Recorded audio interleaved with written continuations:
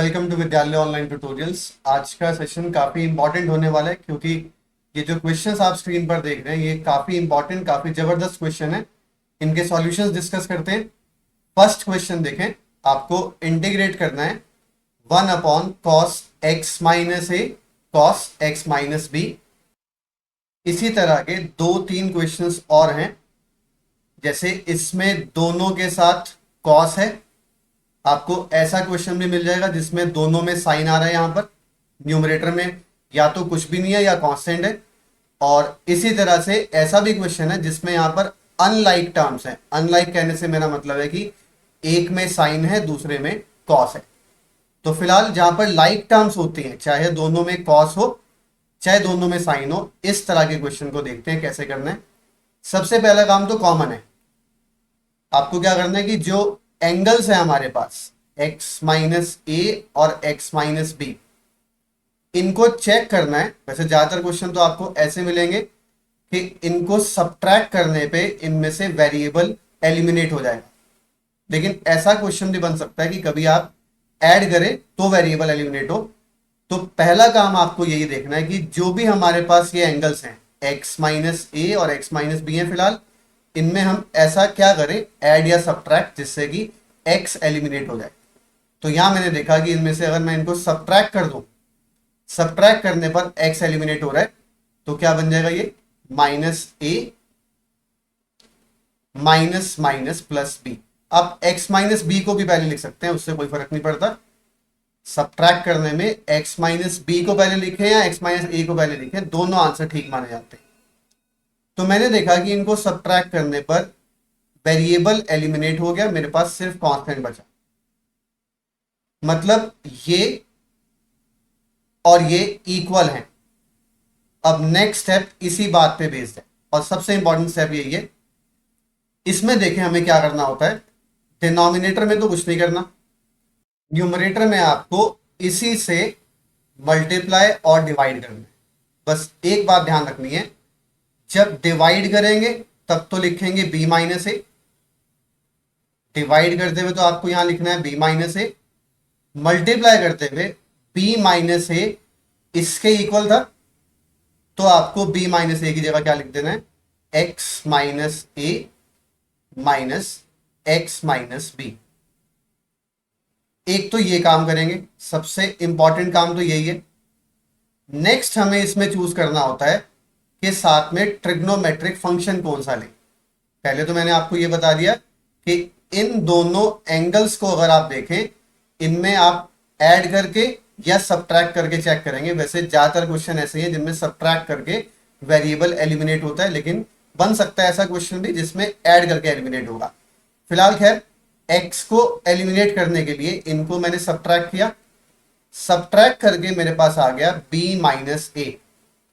तो b - a से divide किया और b - a से मल्टीप्लाई करना था, और मैंने b - a की जगह क्या लिख दिया, ये लिख दिया, क्योंकि ये दोनों इक्वल है। तो इसको हटा के न्यूमरेटर में ये लिखा जा सकता है। नेक्स्ट मुझे चूज करना है कि यहां पर साइन यूज करें साथ में या कॉस यूज करें। इसका क्या करेंगे हम, इसके लिए एक बात ध्यान रखेंगे कि अगर ये दोनों सेम होते हैं, दोनों में कॉस है या दोनों में साइन है, तो आपको यहां पर साइन ही यूज करना है। ऐसे क्वेश्चंस के लिए यहां पर साइन ही यूज होता है हमेशा। और अगर अनलाइक टर्म्स हो, जैसे यहां पर अनलाइक फंक्शंस हो, यहां पर साइन आ जाए यहां पर कॉस आ जाए, तो उसके लिए आपको दोनों जगह कॉस यूज करना होता है। बस आगे की इसकी इंटीग्रेशन बहुत आसान है, यही सबसे इंपॉर्टेंट पार्ट था क्वेश्चन का। इसको समझ लेंगे तो आगे कोई प्रॉब्लम नहीं आएगी, इस तरह के सभी क्वेश्चंस हो जाएंगे। अब देखें इसको इंटीग्रेट कैसे करना है आगे। बाहर तो कांस्टेंट है, 1/sin b - a, ये तो है कांस्टेंट। अब इसमें क्या करना है मुझे, यहां पर फॉर्मूला अप्लाई कर देंगे, साइन a - b, इसको एज a ट्रीट करके इसको एज b ट्रीट करके यहां फॉर्मूला अप्लाई कर देंगे, sine a - b। Sine a - b क्या होता है, sine a cos b। a की जगह ये है हमारे पास sine a cos b minus cos A sine B minus cos A sine B. Cos A है एक्स माइनस ए और साइन बी है एक्स माइनस बी। तो इस स्टेप के बाद जो मैंने आपको बताया था कि सबसे इंपॉर्टेंट स्टेप है, इसके बाद मैंने क्या किया, यहां पर साइन ए माइनस बी का फॉर्मूला लगा दिया, sign A cos B minus cos A sine B. साथ साथ यहीं पर एक काम और कर देते हैं, ये जो डिनोमिनेटर में टर्म है इसको दोनों के साथ अलग कर देंगे, इसको हम दोनों के साथ अलग कर देंगे। कॉस एक्स माइनस ए कॉस एक्स माइनस बी को मैंने दोनों के साथ अलग कर दिया। इसको दोनों के साथ अलग करने पे देखें क्या फायदा होगा। कॉस एक्स माइनस ए कॉस एक्स माइनस बी को मैंने न्यूमरेटर की दोनों टर्म्स के साथ सेपरेटली लिख दिया। इसमें देखें हमें क्या फायदा मिलने वाला है, कॉस एक्स माइनस बी से cos X minus B cancel यहां से, और यहां से कॉस एक्स माइनस ए और कॉस एक्स माइनस ए कैंसिल। तो एक एक टर्म कैंसिल हो जाएगी, एक एक टर्म बच जाएगी, जिससे यहां पर आ जाएगा साइन अपॉन कॉस आ जाएगा टैन। ये आ गया टैन एक्स माइनस ए और ये बन गया टैन एक्स माइनस बी। और इसमें अगर आप बाय चांस गलती से, मैंने आपको अभी बताया था कि अगर यहां पर लाइक टर्म्स हैं, दोनों सेम फंक्शंस हैं, दोनों कॉस हैं या दोनों साइन है, तो यहां पर साइन यूज करना है, नहीं तो इसमें कॉस यूज करना है। अगर आपने यहां पर गलती से कॉस यूज कर लिया तो प्रॉब्लम क्या होगी, एक में तो दोनों ही कैंसिल हो जाएंगे, आप उसको करके देखेंगे, अगर एक में तो ये पूरा पूरा कैंसिल हो जाएगा और एक में दोनों बच जाएंगे जिनको इंटीग्रेट करना पॉसिबल नहीं होगा या काफी मुश्किल होगा। तो इसको इसी तरह से करेंगे, जब यहां पर आपके पास दोनों सेम फंक्शंस हैं, दोनों कॉस हैं या दोनों साइन है, तो यहां पर साइन फंक्शन ही यूज करना है। चलिए आगे इसको बस इंटीग्रेट करना है फॉर्मूला लगा के। tan की इंटीग्रेशन क्या होती है, tan की इंटीग्रेशन होती है माइनस लॉग कॉस। तो ये आ गया 1 अपॉन साइन बी माइनस ए, तो था ही साथ में। tan फंक्शन को इंटीग्रेट करेंगे तो tan फंक्शन को इंटीग्रेट करके आएगा यहां पर log cos minus log cos।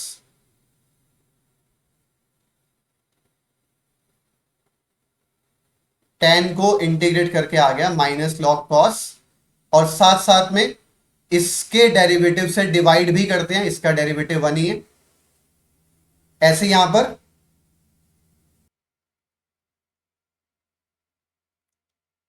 इसके इंटीग्रेशन भी बन जाएगी माइनस log cos, तो ये हो गया प्लस log cos। और इसमें अब एक काम और करना है, log m minus log n। log m minus log n क्या होता है, log m अपॉन n, ये हो जाएगा log m अपॉन n। और इसमें आप ये बात देख सकते हैं कि जो एनसीईआरटी में क्वेश्चन है उससे हमारा आंसर डिफरेंट है, लेकिन दोनों आंसर इक्वलेंट है। उसमें यहां पर उन्होंने a माइनस बी यूज किया हुआ है पहले स्टेप से ही, तो आंसर उसके हिसाब से आया। इसमें हमने यूज किया हुआ था पहले स्टेप से ही b माइनस ए, तो आंसर बस थोड़ा सा डिफरेंट है, लेकिन दोनों आंसर इक्वलेंट है। इस पे भी आपको पूरे मार्क्स ही मिलेंगे। log m minus log n को मैंने बस फाइनली लिख दिया log m अपॉन n। तो ये सेशन का फर्स्ट क्वेश्चन हमने पूरा कर लिया। नेक्स्ट क्वेश्चन देखते हैं। इस क्वेश्चन में मुझे इंटीग्रेट करना है cos 2x raise to the power 4 को। इस तरह के जितने भी क्वेश्चंस हैं उनका भी पैटर्न एक जैसा ही रहता है। साइन या कॉस के साथ जब भी इवन पावर आ जाती है, वैसे इवन जो क्वेश्चन ज्यादातर बुक्स में है वो या तो 2 है या 4 है, वैसे रियरली 6 भी है कहीं ना कहीं, लेकिन जहां भी इवन पावर आ जाती है उसमें देखें हम पहला स्टेप क्या करते हैं। तो यहां पर कॉस की इवन पावर है, तो पहले तो मैंने इसको स्क्वायर की फॉर्म में कन्वर्ट कर दिया, पावर 4 को स्क्वायर का स्क्वायर लिख दिया। इसको हमें क्या करना है, 2 से मल्टीप्लाई करना है और 2 से डिवाइड करना है। एक्चुअली ये जो हमने 2 से मल्टीप्लाई किया है, जिस टर्म को 2 से मल्टीप्लाई किया है उसके ऊपर स्क्वायर है, तो ये जो हमें दिख रहा है कि 2 से मल्टीप्लाई किया, ये एक्चुअली हमने 4 से मल्टीप्लाई किया, और 4 से मल्टीप्लाई करेंगे तो 4 से डिवाइड भी होगा। तो इस स्टेप में मैंने यहां पर एक तरह से 4 से मल्टीप्लाई कर दिया 4 से डिवाइड कर दिया। इसका देखें फायदा क्या मिलेगा, ये हो जाएगा 2 cos square theta. 2 cos square theta की आइडेंटिटी क्या होती है, 2 कॉस स्क्वायर थीटा होता है 1 plus cos 2 theta, angle double हो जाता है। 2 कॉस स्क्वायर थीटा होता है 1 प्लस कॉस 2 थीटा। आप इस आइडेंटिटी को ऐसे भी अप्लाई कर सकते हैं कि कॉस स्क्वायर थीटा को ही लिख दिया 1 प्लस कॉस 2 थीटा अपॉन 2, वो भी चलता है। फिलहाल मैंने बस इसको 2 से मल्टीप्लाई डिवाइड किया और इसको 2 कॉस स्क्वायर थीटा बना के 2 कॉस स्क्वायर थीटा बना के अब इसको क्या लिख दिया 1 plus cos 2 theta, angle double हो जाएगा, डबल हो जाएगा तो कितना हो जाएगा 4x। अब इसका कर देंगे square, a plus B whole square से इसका एक्सपेंशन करते हैं, आगे देखते हैं क्या करना है। तो ये 1/4 तो ऐसे ही रहेगा, इसका कर देते हैं expansion, a square plus B square plus 2ab। अब इतना काम करने में आपको दिख गया होगा कि दो पार्ट तो बहुत आराम से इंटीग्रेट हो जाएंगे। एक्सपैंड करने के बाद जो हमारे पास 3 टर्म्स बनी, A square plus B square plus 2ab, 3 terms बनी। ये जो 3 टर्म बनी है उनमें से ये भी आराम से इंटीग्रेट हो जाएगा, ये भी आराम से इंटीग्रेट हो जाएगा, बचता है ये। इसको इंटीग्रेट करने के लिए फिर वही मैंने बताया ना कि जहां भी इवन बार दिखती है आपको, जहां भी इवन बार दिखती है आप उसको 2 से मल्टीप्लाई करें, 2 से डिवाइड करें। बचे हुए दो पार्ट को भी अभी इंटीग्रेट करते हैं, एक साथ ही कर देंगे। पहले इसको भी, पहले हम इसको भी इंटीग्रेबल फॉर्म में ले आते हैं। तो 2 कॉस स्क्वायर थीटा हो गया ये, 2 से मल्टीप्लाई डिवाइड करने, जहां भी इवन बार आती है, क्वेश्चन की स्टार्टिंग भी हमने ऐसी की थी, जहां भी इवन बार आती है आपको 2 से मल्टीप्लाई डिवाइड करना होता है। तो इससे देखें क्या फायदा मिलने वाला है, यहां भी 2 कॉस स्क्वायर थीटा का फॉर्मूला एप्लीकेबल है, यहां पर भी 2 कॉस स्क्वायर थीटा का फॉर्मूला एप्लीकेबल है। 2 कॉस स्क्वायर थीटा क्या होता है 1 प्लस कॉस 2 थीटा, मतलब एंगल डबल हो जाएगा, डबल हो जाएगा तो कितना हो जाएगा 8x अपॉन 2, साथ में है यहां पर 2 कॉस 4x।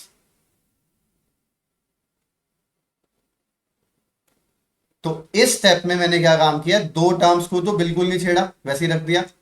इसमें मैंने 2 कॉस स्क्वायर थीटा की आइडेंटिटी यूज कर ली, 1 plus cos 2 theta, angle double होके कितना हो जाएगा 8x हो जाएगा।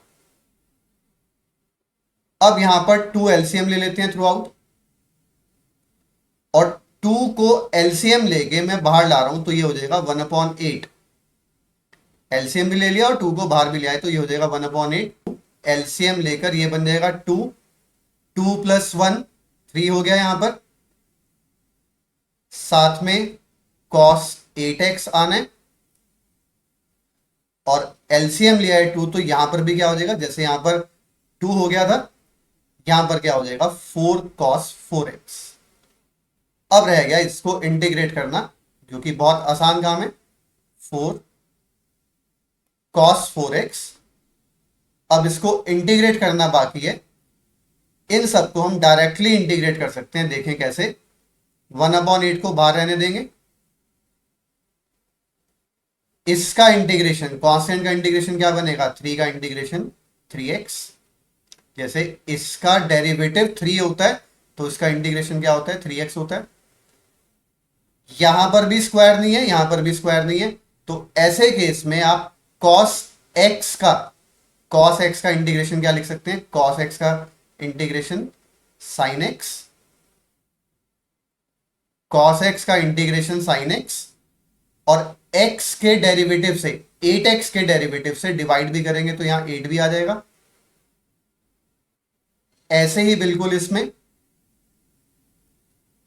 cos 4x का इंटीग्रेशन, cos 4x का sin 4x, अगर यहां पर लीनियर है, यहां पर भी लीनियर है और यहां पर भी स्क्वायर नहीं है, तो आप सीधा फॉर्मूला लगा सकते हैं cos एक्स का कॉस एक्स का इंटीग्रेशन होता है साइन एक्स, और फिर इसके ही डेरिवेटिव से, इसके डेरिवेटिव से डिवाइड भी कर देते हैं, डिवाइडेड बाय 4 प्लस कांस्टेंट। तो लीजिए ये कैंसिल हो जाता है। ये हमारा पूरा इंटीग्रेट हो गया। बस यहां पर एक करेक्शन थी, यहां पर मैंने गलती से पहले 4x लिख दिया था, उसको 8x कर लेंगे। तो ये हमारा क्वेश्चन पूरा हो गया। नेक्स्ट क्वेश्चन देखते हैं। क्वेश्चन में जो सबसे ज्यादा प्रॉब्लम आती है वो इस बात में आती है कि जो इसकी रिलेटेड आइडेंटिटीज हैं, 2 cos a cos b या 2 sin a sin b, ये जो भी रिलेटेड आइडेंटिटीज हैं ये जल्दी से याद नहीं होती हैं। तो उसके लिए भी मैंने एक शॉर्ट बनाया था, उसका लिंक मैं इस वीडियो के एंड में डाल दूंगा। फिलहाल इस क्वेश्चन पर ध्यान देते हैं। इसमें आप क्या करेंगे, पहले कोई भी दो फंक्शंस को चूज कर लेंगे, चाहे 2x और 4x को ले, चाहे 2x और 6x को ले, चाहे 4x और 6x को ले। फिलहाल मैं पहले दो चूज कर रहा हूं, और बेटर है बड़े वाले को पहले लिख दें।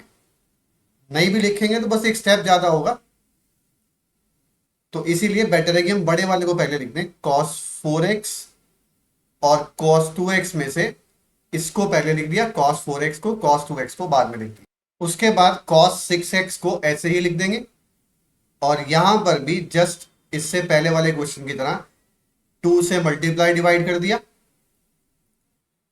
और 2 cos a cos b की आइडेंटिटी क्या होती है? cos a cos b की आइडेंटिटी होती है, पहले आता है sum of angles, sum of angles मतलब 6x, फिर आता है डिफरेंस ऑफ एंगल्स 2x, फिर अगर cos हो दोनों में या दोनों में साइन हो, सेम टर्म्स होनी चाहिए, बस दोनों में cos हो या दोनों में साइन हो, तो यहां पर हम cos लगाते हैं दोनों के साथ, सम ऑफ एंगल्स के साथ भी, डिफरेंस ऑफ एंगल्स के साथ भी। अब ये बात रहेगी कि बीच में प्लस आएगा या माइनस आएगा। अगर देखो cos था, पहले भी cos था और बाद में भी cos बना, थ्रू आउट cos है, तो बीच में क्या आएगा? प्लस आएगा। एक बार फिर से देख लेंगे। पहले आया sum of angles, sum of angles मतलब 4x प्लस 2x आ गया 6x, फिर आया डिफरेंस ऑफ एंगल्स 2x, फिर मैंने आपको बताया कि जब ये दोनों सेम होते हैं, दोनों में cos हो या दोनों में साइन हो, तो फॉर्मूले में दोनों में cos ही आता है। ये आ गया। अब मुझे जज करना है कि प्लस लेंगे या माइनस लेंगे। अगर थ्रू आउट cos चल रहा है तो प्लस लेते हैं, अगर पहले साइन था, जैसे यहां दोनों में साइन था और फिर आप यहां पे cos ले रहे हैं, तो उसका अलग तरीका है, वो आप शॉर्ट देखेंगे तो आपको पता चल जाएगा। फिलहाल इसी क्वेश्चन को आगे बढ़ाते हैं। तो इसका मैंने ये फॉर्मूला अप्लाई कर दिया। cos 6x है, इसको दोनों से मल्टीप्लाई कर देते हैं, cos 6x को यहां भी मल्टीप्लाई कर देते हैं और यहां भी मल्टीप्लाई कर देते हैं, देखते हैं क्या बनेगा। cos 6x को जब आप दोनों से मल्टीप्लाई करेंगे, ये तो हो जाएगा cos स्क्वायर 6x, ये बनेगा cos स्क्वायर 6x, ये बनेगा cos 6x into cos 2x, cos 6x into cos 2x। अब यहां पर भी सेम वही काम जो आप इस क्वेश्चन में भी पहला स्टेप किया था आपने, और इससे पहले वाले में भी। अब यहां पर भी हमें क्या करना है, 2 से मल्टीप्लाई करना है और 2 से डिवाइड। उसका रीजन अभी आपको नेक्स्ट स्टेप में पता चल जाएगा। 2 से मैंने मल्टीप्लाई कर दिया, 2 से डिवाइड कर दिया। फायदा क्या हुआ इसका, 2 से मल्टीप्लाई डिवाइड करने का? देखें क्या फायदा है। इससे पहले वाले क्वेश्चन में भी, जस्ट इससे जो पिछला क्वेश्चन था उसमें भी हमने ये यूज किया था कि 2 cos स्क्वायर थीटा होता है, 2 cos स्क्वायर थीटा होता है 1 plus cos 2 theta, 1 plus cos 2 theta आ गया cos 12x। ये आ गया 2 cos a cos b, just अभी हमने फॉर्मूला यूज किया था। 2 cos a cos b क्या बनेगा? पहले आएगा सम ऑफ एंगल्स 8x, फिर आएगा डिफरेंस ऑफ एंगल्स मतलब 4x, और दोनों सेम है, दोनों cos है ना, तो अभी हमने पढ़ा था कि दोनों cos है तो क्या आएगा? cos ही आएगा। और थ्रू आउट cos चल रहा है, पहले भी cos था बाद में भी cos आया, तो बीच में क्या बनेगा? प्लस का साइन। अब बस आपको इन सबको इंटीग्रेट करना है, जस्ट नेक्स्ट स्टेप में ही ये क्वेश्चन पूरा हो जाएगा। इंटीग्रेट करेंगे तो देखिए क्या बनेगा। 1 का इंटीग्रेशन जैसे पिछले में किया था x आ जाएगा, इसका डेरिवेटिव 1 होता है तो इसकी इंटीग्रेशन x होती है। और चाहे इसको ऐसे समझ ले 1 मतलब x की पावर 0, फिर x की पावर n वाला फॉर्मूला लगा दें, कैसे भी समझ सकते हैं। cos x का इंटीग्रेशन, अगर ये भी लीनियर है, यहां पर भी कुछ स्क्वायर क्यूब नहीं है, तो cos x का इंटीग्रेशन क्या होता है, sin x।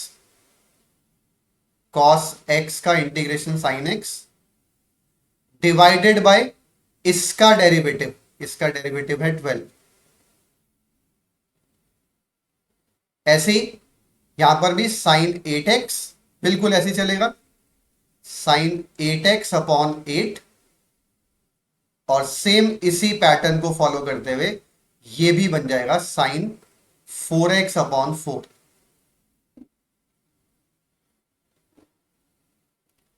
Plus constant. तो लीजिए हमारे इस सेशन के तीनों क्वेश्चंस पूरे हो चुके हैं। इन क्वेश्चंस को आप एक बार फिर से करके देखेंगे, जो भी डाउट आएगा आप कमेंट के जरिए मुझसे पूछ सकते हैं। इसके अलावा अगर आपको कोई भी कोर मैथ्स रिलेटेड डाउट हो तो कमेंट सेक्शन के जरिए आप हमें अप्रोच कर सकते हैं। और वीडियो का कंटेंट पसंद आया हो तो इसको लाइक करें, शेयर करें और हमारे चैनल को सब्सक्राइब करें। थैंक्स फॉर वॉचिंग, मिलते हैं अपने नेक्स्ट सेशन में।